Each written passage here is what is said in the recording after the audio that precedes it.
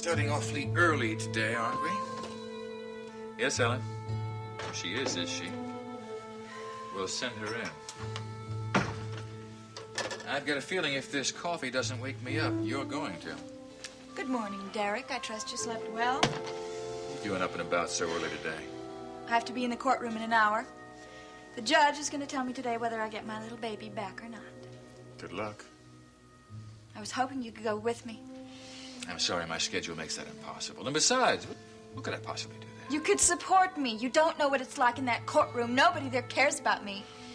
I'm sorry you feel that way. The fools are acting like I committed some kind of a crime. This whole town is against me. You know, Raven, if you spent as much effort trying to make friends as you do alienating people, you might have quite a fan club. Oh, you think so?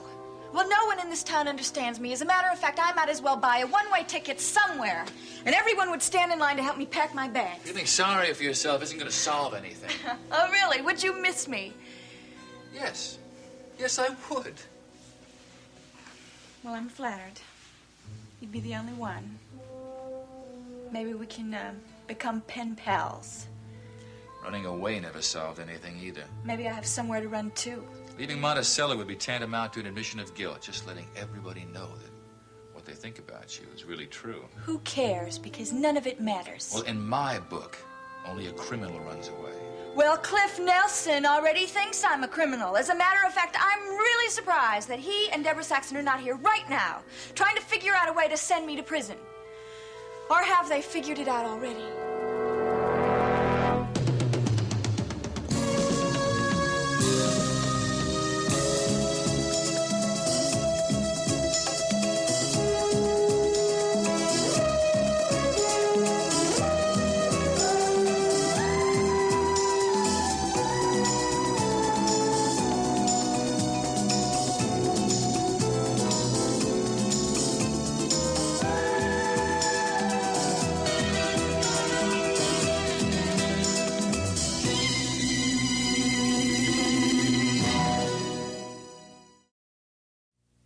No, I haven't seen Nelson recently, and Deborah's not due in yet. I haven't been that lucky. Although I tell you, I'm considering setting up a meeting with Nelson. I'd like to hear him put enough words together so as to give me a reasonable explanation for his unauthorized visit to the Unicorn. Cliff Nelson has a very, very bad habit of poking his nose where it doesn't belong. Yeah. It's bad enough that a private citizen would commit an act like that. But you'd think if anybody would know better, a lawyer certainly would. You know, Derek, everything is done with. So why don't you just save yourself the aggravation and drop the whole thing? No. No, I'm not going to drop it. He committed an unlawful act. Come on, why don't you just forget about it? Don't see him. When you came in here, you were real upset about what he did. Now that I try to do something, you want me to drop it?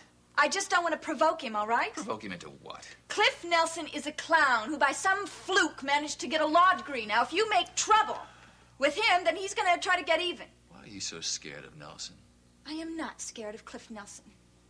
If you make trouble for him about his break-in, then he's going to tell everybody about my break-in, if that's what you want to call it. You had a key of your own. You had more right to be there than he did. All right, you know that and I know that, but Cliff Nelson is going to omit that little detail and make me look like a crook. All right. All right, I don't suppose anything would be gained hollering at Nelson. I'll drop it. Good. I think that would be the sensible thing to do. All right, with all of this out of the way, are you still concerned about Nelson? Yes, because he has a very big mouth. Has he been saying things against you? Cliff Nelson would love to defame my character, if only to get into Deborah Saxon's good graces. Nobody is going to do anything to you. Well, then why don't you come to the courtroom and see for yourself? Because in an hour I have to meet with the commissioner, and before that I got a meeting with Miles Cavanaugh. Well, Derek, if you were there, he wouldn't dare say anything about me. I'm sorry, Raven, it just cannot be done. Yes, I know. You're a busy man. All right. Then I won't take any more of your precious time. Look, I'm sure everything is going to work out all right. Yes, it will. Because I'll just have to fend for myself as usual.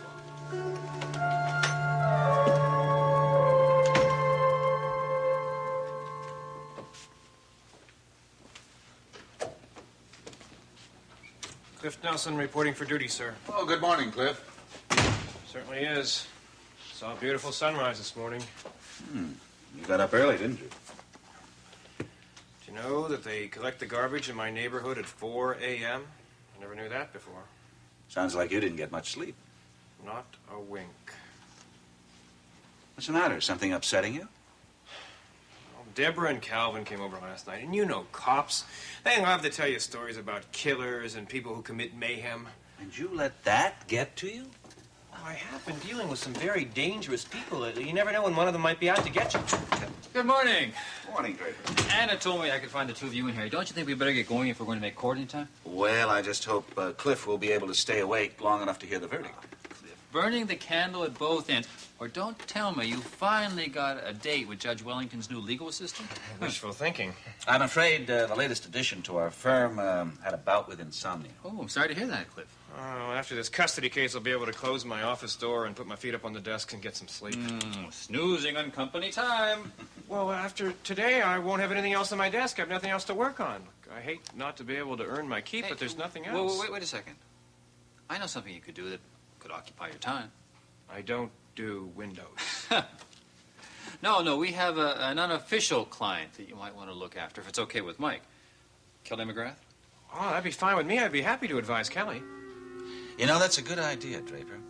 I would like someone here to keep on top of Kelly's predicament. Oh, Mike, there is no way that he killed Elliot Dorn.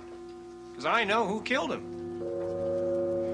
Kelly, what are you doing here? I thought you had a job interview this morning.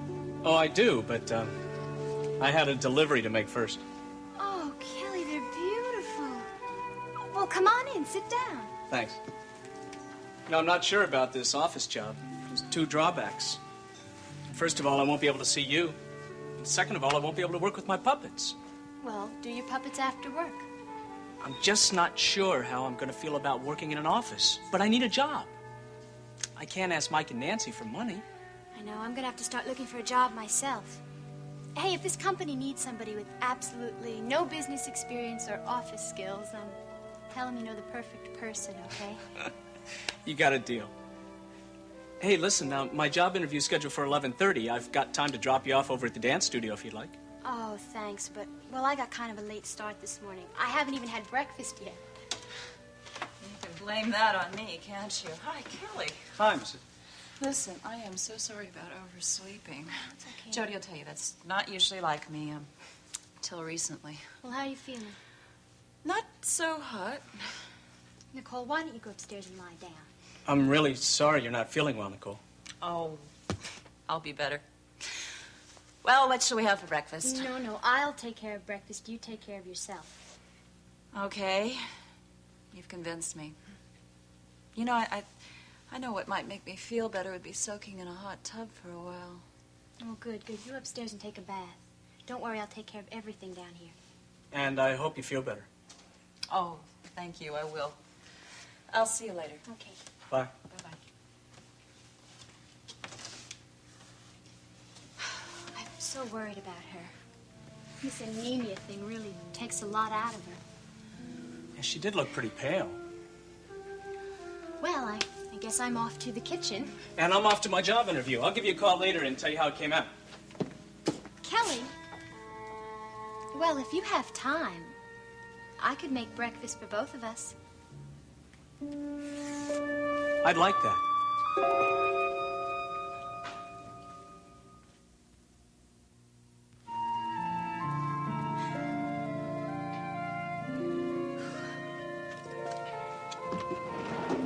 Come and get it. Jody, you didn't have to go to all this trouble. Cold cereal would have been fine. Breakfast is the most important meal of the day. That's what Miles keeps telling me. Now, this is pretty terrific. Thanks for inviting me to stay. Oh, it's my pleasure. Besides, I'm glad for the company. Yeah, I am too. And being here gives me a chance to prove one of my theories. What's that? That you look prettier during the day than you do at night. Now, no need to flatter the cook. No, I mean it. Well, most of the time we've been together has been at the Unicorn, under those flashing disco lights. You do look prettier in the daylight. Thank you, Kelly. That's a nice thing to say. I just call them as I see them. Well, then I'll take that as a compliment, because I'm not wearing any makeup. You don't need makeup to look good. Don't say that. You'll come back in a few years and I'll answer the door with mud pack all over my face. By that time, I'll probably be so old I'll be wearing glasses this thick and I won't even notice. To me, you'll always be special. If you'll excuse me, I think the coffee's ready. Lighten up, McGrath. You're trying too hard. I hope you like my coffee. I put a little cinnamon in it. How'd you know that was my favorite? You know, Jody, I got to admit, I'm more than a little bit surprised about this meal. Is it that bad? No, it's that good. I mean, for someone who spends as much time in a dance studio as you do, I'm trying to figure out where you had all the time to learn to cook so well. Mother was the necessity of invention. Wait a minute, don't you have that backwards? Maybe, but I meant what I said. When I was living in Chicago, my mother hated to cook. And when she did, the results were barely edible. You mean you taught yourself all this? It was either that or starve. After a while, I started doing all the cooking. You know, sometimes I wonder how my mother's doing since I'm not around. TV dinner business is probably booming. Have you been in touch with your mom? No, I haven't, not in months. She must be worried about you. Curious, maybe. Worried? I doubt it. You know, I bet she'd be a lot happier if you tried to get in touch with her. Yeah, I suppose I should write or call. Tell her I'm not dead somewhere. Not that she'd care anyway. I'm sorry that you and your mom don't get along so well. You know, I think I'd get a kick out of calling her. Telling her for that the first time in my life, I'm really very, very happy. I'm really glad you feel that way.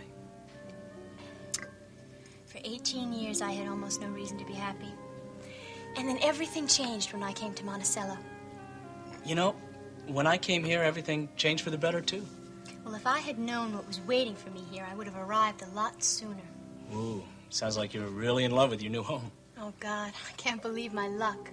I have a sister who cares about me, and I love her. She is the absolute best husband. And then there's my career. Seems to be going in the right direction. I have Gavin to thank for that. You have me, too. Sure I do. Oh, you just don't know where to categorize me, right? You're my friend. Right. I'm your friend. Why do you look so unhappy? Oh, I'm not unhappy. One can never have enough friends, I guess. Then what's the matter? Jody, you must know how I feel about you. Well, I assume you like me. Ever since that first night when I laid eyes on you at the disco, I realized that I met somebody very, very special to me. Well, that works out pretty well. I like you, too. What I'm trying to say is that I was hoping that we could be something more than just friends. What'd you have in mind? I was hoping that we could become very close friends.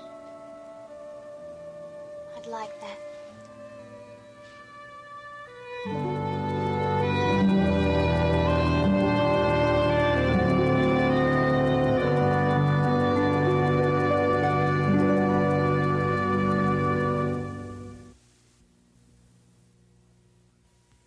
Well, Myers is a known dealer. I suppose he might have double-crossed one of his suppliers and wound up dead as a result of it. I'll give that to homicide. Thanks. Just doing my job. Miles, how's Nicole? You told me she wasn't feeling well. She's no better, no worse at the moment. Exactly what's wrong with her, if you don't mind my asking. Well, she let herself get run down. She's got a kind of anemia. Anemia, is that serious? It could be. We're trying to keep close tabs on her. I figured she must be feeling badly. It's been quite some time since I've seen her do the news. Well, I'm sure she'll be back soon. Well, please tell her that a loyal fan wishes her the best and hopes to see her back on the air real soon. All right, I'll tell her that. We both appreciate your concern. I'll tell you the truth. Now that this Myers case is a probable homicide, I don't know when I'm going to be getting home in time to watch the news. Between that case and the Dorn murder investigation, I am strapped for manpower. You any closer to finding out who killed Dorn? Well, I've got a half-dozen investigators out right now, verifying the alibis of numerous people who all admit to disliking Dorn. That could be a life's work. He will not be missed in this town.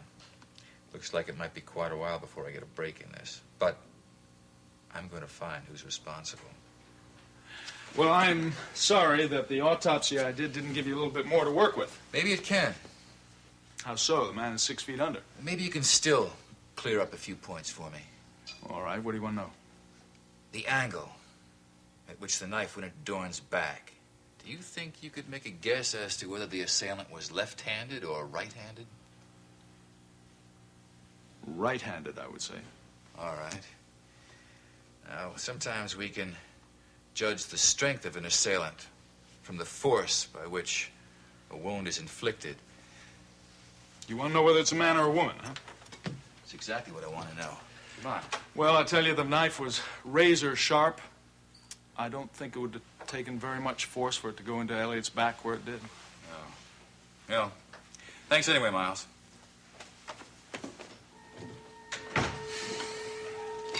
Not much force, huh? Well, I don't know about you guys, but my stomach's in knots. You won't be long now. I'd like to get it over with, that's all. I think I'm going to have to hold on to the table while Judge Lewis is reading his decision to keep my hands from shaking, you know? Logan, everything is going to be fine. You just wait and see. Logan, the chances of our winning the case are excellent. Thanks to Carr, Scott, and Nelson, I had quite a team of lawyers backing me up. You deserve custody of the child. All Mike and Cliff had to do was point that out to the judge. Cliff, Mike, I want to thank you for all you've done. No matter how the judge decides to resolve this, I know that you did everything under the sun to help me, and I'm going to be grateful eternally. Well, I certainly hope you can bear with the decision regardless of how it goes. I had my day in court. I don't have much choice. You've had a lot of wonderful people in your corner during this whole thing. Yeah. I've been awfully lucky to have people like you to rely on. Just hang tough, Swifty. Oh, look what the ill wind just blew in. All rise. The family court of the county of Monticello is now in session. The Honorable Aaron C. Lewis presiding. Be seated. The decision for custody is very difficult at best. So many issues have to be taken into consideration that are not black and white, but are subtle shades of gray. Ordinarily, it's not a question of determining that one parent is good for the child and that the other is bad, but which parent will put forth the better example, which will be the better provider, protector, teacher, who can and will provide the necessary ingredients that will afford the child the opportunity to develop in a happy and healthy environment. Now, I want to assure both parties that I've entered into this matter with an open mind and have studied each and every piece of evidence that has been brought before this court most carefully. And it has become clear that there are distinct differences that exist between the two parties pertaining to their desires and their motivations for custody, as well as their willingness and their ability to assume responsibility for the welfare and future happiness of the child in question. More often than not, the mother is presumed to be the party best qualified to serve as a single parent. Mrs. Swift presented herself before this bench as a loving and a devoted mother, a woman willing to go to great lengths for the sake of motherly love. I must confess that I was very moved by her testimony. It was becoming increasingly difficult for me to go against a long-standing precedent. Until that most heralded letter appeared before this court. Mrs. Swift's willful and shameful attempt to deceive this court renders the previously mentioned precedent invalid. It appears quite obvious that Mrs. Swift does not have the welfare of her son at heart. At the same time, Mr. Swift has impressed the court that in his care, Jameson Swift will never lack for the love and attention he needs and deserves. And based on that conviction, I hereby award custody of Jameson Swift to the father. Court's adjourned. All rise.